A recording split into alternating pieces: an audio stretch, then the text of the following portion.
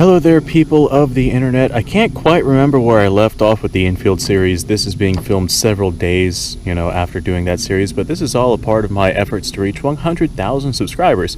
I'm going through making a video every single day, or at least trying to, talking about all of my firearms and the history and development and why they exist and whatnot. So if you want to be a part of that, subscribe to the channel. If this video has not earned you a subscription, then maybe I'll get it tomorrow.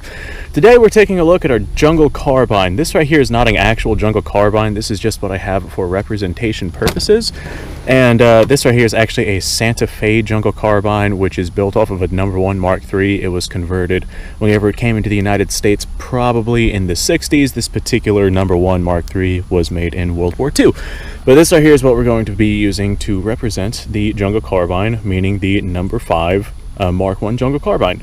So this right here, the Jungle Carbine, kind of strikes me as something that Bubba would do if he would have gotten his hands on one of these Lee Enfield rifles, whether or not it's a SMLE or a #4 or whatever. But the Jungle Carbine essentially was Britain's attempt, or the United Kingdom's attempt, to make a lighter weight, shorter rifle that was more maneuverable in jungle combat. With the use of the #4 and the #1 over in the Pacific Theater and dealing with all of the things that jungle combat really had to play a part of in that theater, having a smaller lights, easier to maneuver with, easier for mobility style of rifle was definitely going to be what Britain was going to want during the conflict and following thereafter. I do have a couple of notes right here that I will go ahead and read off of this. Apparently the Jungle Carbine, the #5, was produced from 1944 to 1947 and saw use all the way up until the 1960s in the UK. Now, of course, there's plenty of places all around the world that are probably still using these literally to this day.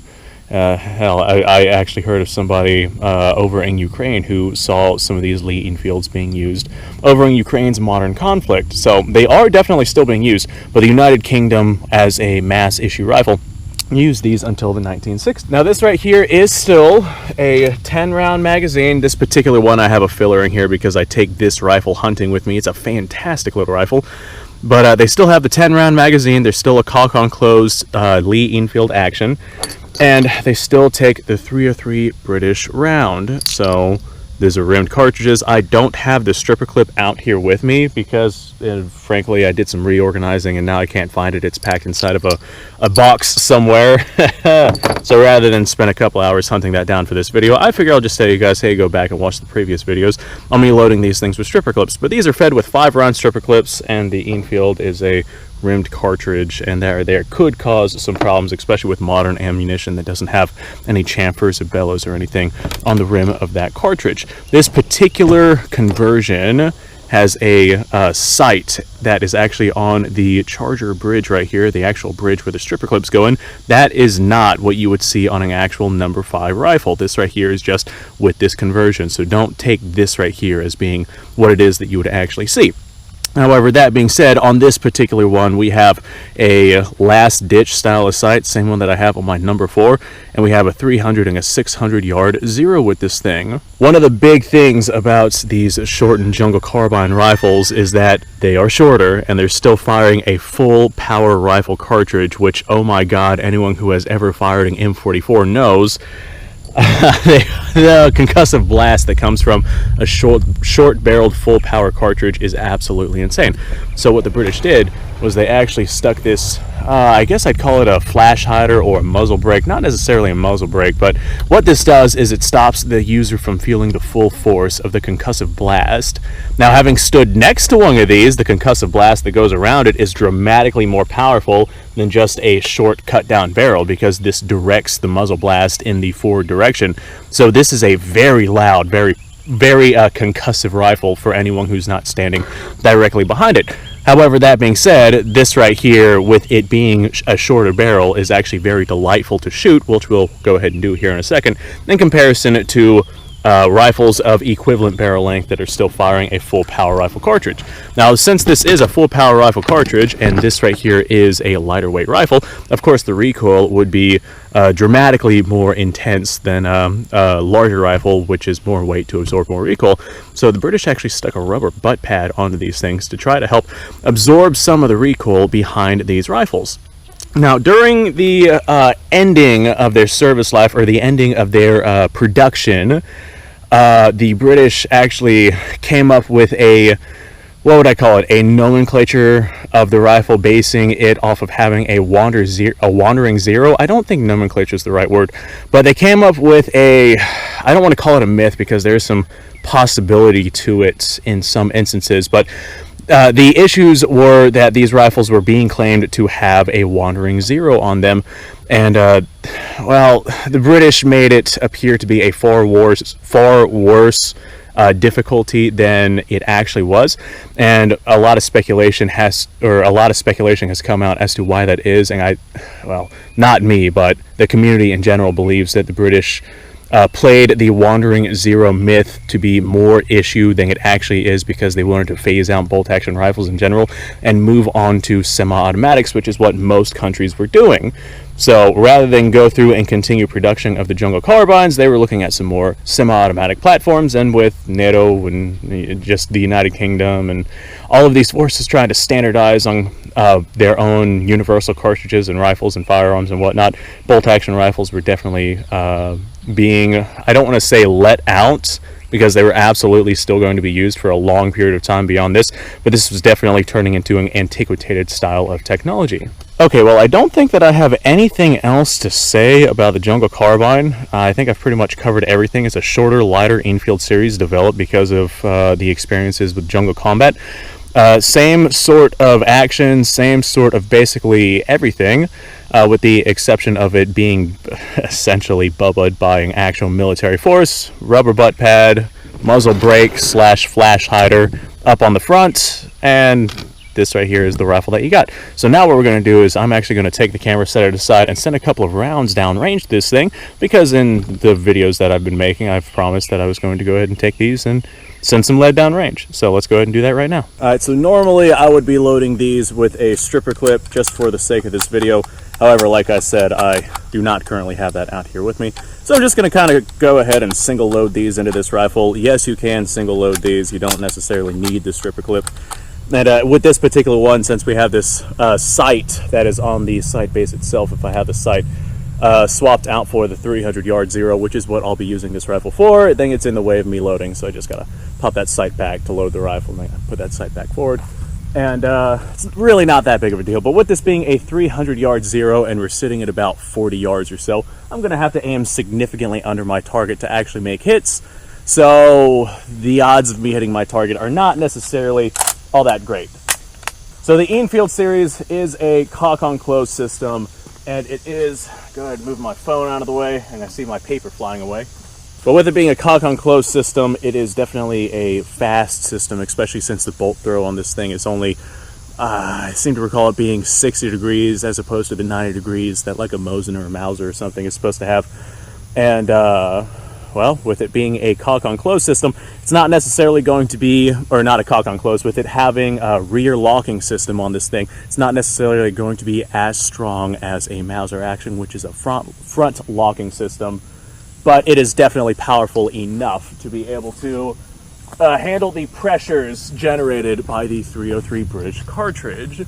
Now, with the Mauser, there's Mausers out there that fire like Mauser actions that fire like anti-tank rounds. You probably couldn't do something like that with a Lee Enfield action. Perhaps I'm wrong, but perhaps I'm not wrong. I haven't seen anything like that, but maybe somebody in the comments will tell me otherwise.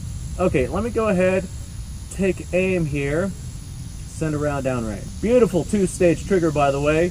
Whenever I pull the trigger, it just goes right back to a wall, probably about 2 millimeters or so of travel. Break through that wall with about, I don't know, 3 pounds or so of pressure, and you send your round. And boy, oh boy, is that one hell of a round. Well, we did we hit our target? I don't know. I think I saw some concrete and whatnot fly around down there. So maybe we did not. Maybe I aimed a little too low. There we go, we smacked it that time. Okay. I'm aiming like a foot underneath the target right now. Okay, last one. Nice. So I only had 3 rounds out here. That was the last of my 303 British ammunition, but I wanted to go ahead and send a couple of rounds through this rifle. So I have shot my Enfields on numerous occasions. This one definitely recools more, especially since the butt pad on this one is like hard and basically completely worthless.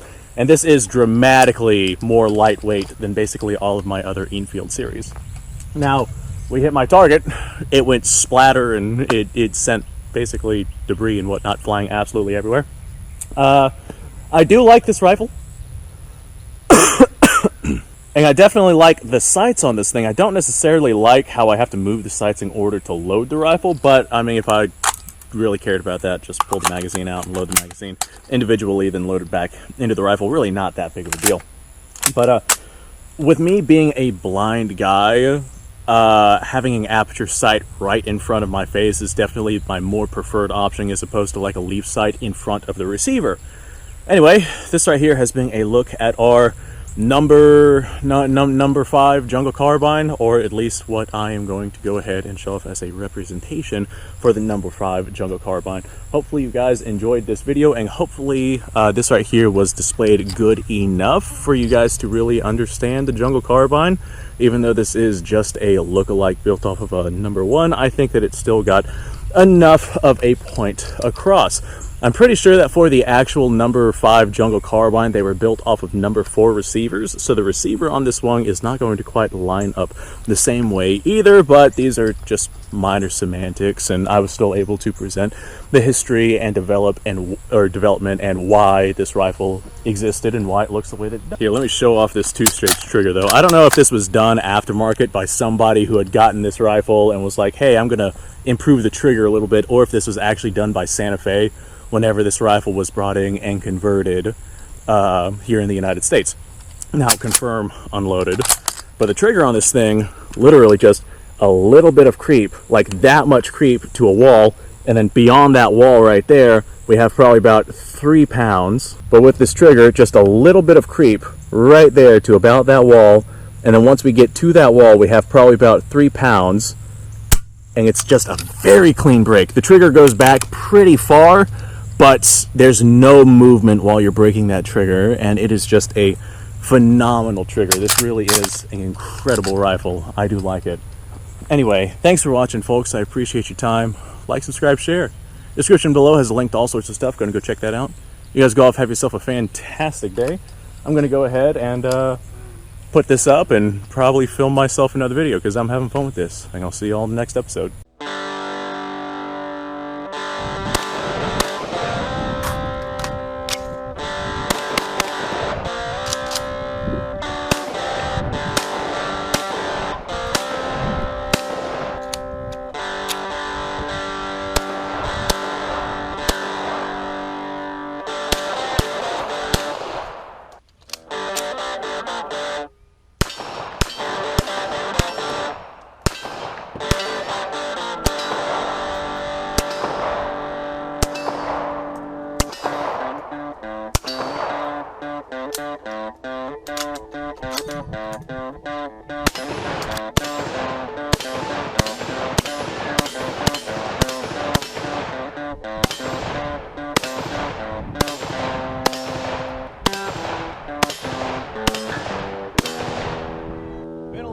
Since I've done this.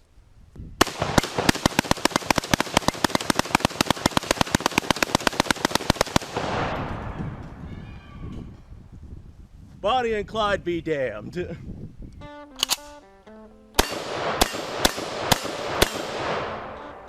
Poor man's Garrett.